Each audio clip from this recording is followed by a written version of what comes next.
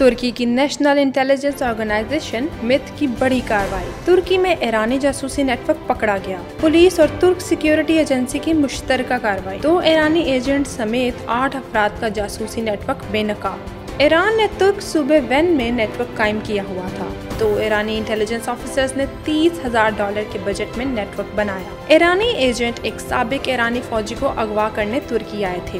ईरानी agents ने साबिक ईरानी फौजी की बीवी को मदद करने पर $10,000 की पेशकश की थी। फौजी की बीवी को मदद न करने पर ईरान में इसके खानदान के खिलाफ कार्रवाई की धमकी दी गई। नेशनल इंटेलिजेंस एजेंसी और पुलिस ने उस वक्त नेटवर्क को रंगे हाथों गिरफ्तार कर लिया जब वह साबिक ईरानी फौजी को अगवा करने पहुंचे थे। नेटवर्क में 6 तुर्क शहरी भी शामिल थे।